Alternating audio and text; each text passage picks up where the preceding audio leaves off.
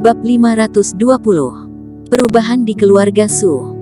Setelah berbicara, wajah Erikin mulai berubah perlahan, dan segera menampakkan wajah aslinya. Wajah kakek besar Su berubah, dan dia memarahi dengan dingin, "Erikin, di mana Louis Su? Sudah mati." Erikin tidak menyembunyikannya. Dia menatap kakek besar Su dengan dingin, dan berkata dengan suara yang dalam, "Jika kamu tidak ingin mati, mundurlah dari posisimu. Mundur. Hanya kalian saja." Kakek besar Su tidak bisa menahan tawa. Hanya beberapa pejuang saja ingin mengganggu dunia bisnis. "Roger Su, apakah menurutmu dengan dua bocah itu saja, kamu dapat menjebakku?" Roger Su berkata dengan suara dingin, "Tentu saja dirimu dapat memilih untuk tidak setuju, tetapi perusahaan Chu akan segera habis." Setelah mengatakan ini, Roger Su memandang Axel Zhu. Axel Zhu bangkit dan berkata, "Semuanya, keluarga Zhu sudah mendapatkan kontrak dengan Asosiasi Alkimia Internasional dan kontrak dengan kediaman Dewa Pengobatan. Silakan dilihat." Setelah dia selesai berbicara, dua kontrak ditampilkan di layar. "Ada lagi, semua anggota inti dari grup perusahaan Chu akan mengikuti kami dan kami dapat memperoleh kembali kekuatan kami kapan saja. Jika ingin bekerja sama dengan kami, kalian dapat datang ke perusahaan untuk berbicara secara detail." Axel Zhu tertawa, "Kalian juga dapat memilih untuk terus mengikuti keluarga Su, tetapi aku beritahu kalian bahwa keluarga Su telah menjadi sebuah kapal yang rusak sekarang.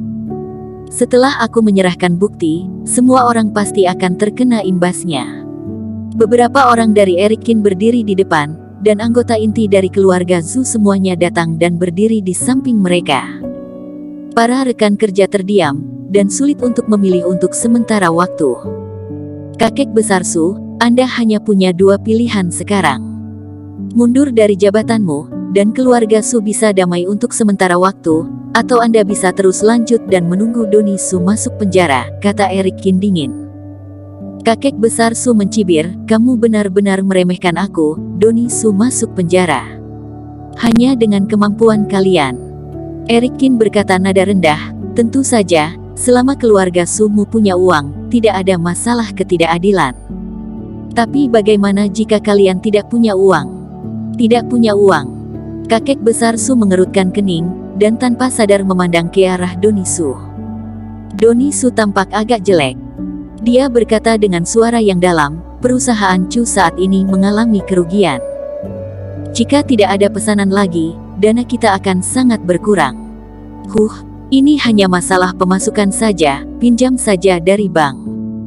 Kakek besar Su masih tidak peduli. "Anda mungkin tidak tahu bahwa keluarga Su memiliki ratusan bahkan ribuan pesanan yang dikembalikan. Dengan kata lain, keluarga Su memiliki kerugian puluhan miliar. Jika uang tidak tersedia, perusahaan Chu hanya dapat mengajukan kebangkrutan, dan Doni Su akan langsung diselidiki. Pada saat itu, bagaimana kamu membebaskan Doni Su?" Erikin berkata dengan dingin, "Aku bisa membiarkan Doni Su mati di dalam sana kapan saja." Mendengar kata-kata tersebut, wajah kakek besar Su benar-benar tidak sedap dipandang. Setelah tak ada dana yang dapat digunakan lagi, hanya ada satu cara bagi keluarga Su, yaitu untuk mengajukan kebangkrutan. "Kamu bohong saja, bagaimana mungkin aku bisa tidak tahu tentang pengembalian pemesanan?" kata Doni Su dingin.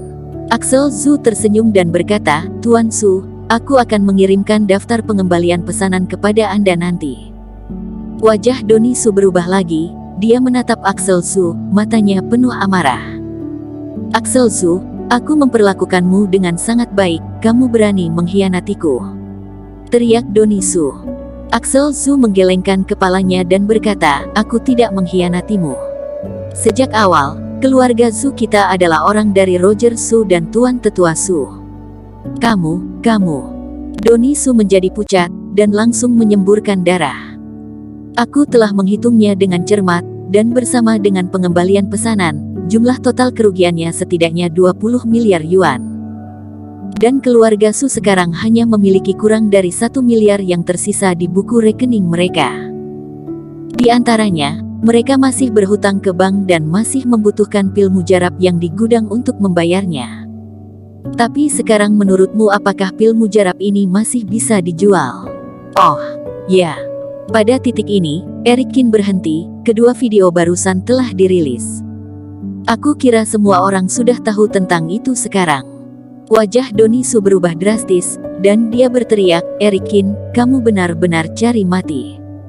Eric Kin mencibir, Doni Su, coba tebak situasi apa yang akan dihadapi keluarga Su setelah video ini disebar keluar. Kamu. Wajah Doni Su sangat jelek, dan saat ini, ponselnya berdering. Panggilan ini tepat dating, sesuai dengan pembicaraan mengenai penolakan pemesanan barusan dan permintaan kompensasi setelah video disebarkan. Tepat setelah panggilan ini dibuat, panggilan lain masuk. Wajah para rekan kerja yang hadir berubah drastis dan menelepon perusahaan mereka untuk bertanya. Sejumlah pil mujarab bermasalah, dan rantai pemutaran uang tampaknya runtuh. Saat ini, Doni Su benar-benar panik. Dia memandang kakek besar Su, dan berkata dengan gemetar, Ayah, kamu harus membantuku.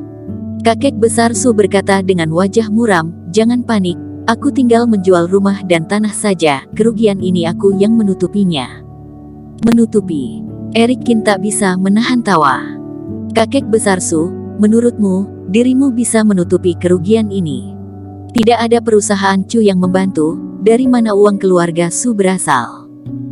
Kakek besar Su menyipitkan matanya dan berkata, apa menurutmu aku tidak ada jalan lain? Dirimu ingin aku turun tahta?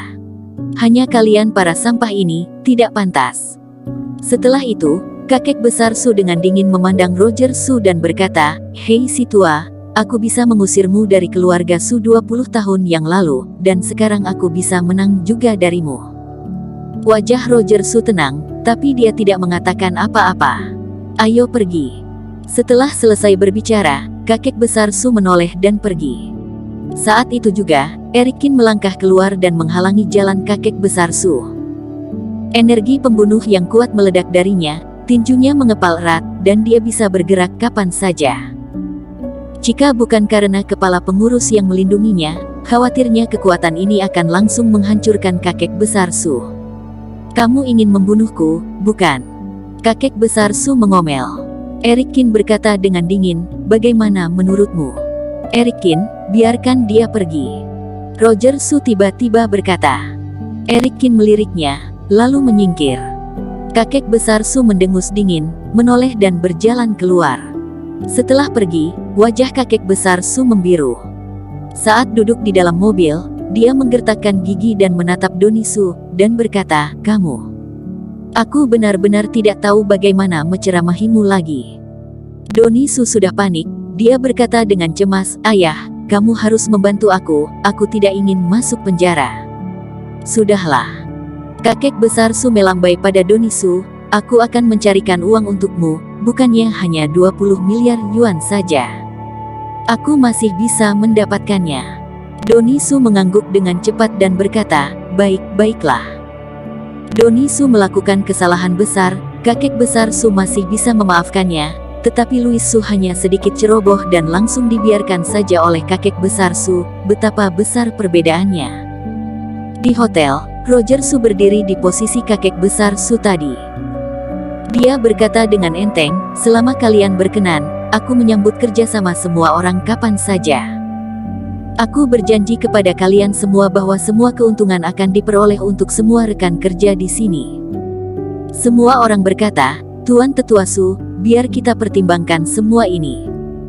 Pengusaha ini semuanya sangat licik, mereka tidak akan membuat keputusan secara terburu-buru, tetapi memilih untuk menunggu dan melihat terlebih dahulu.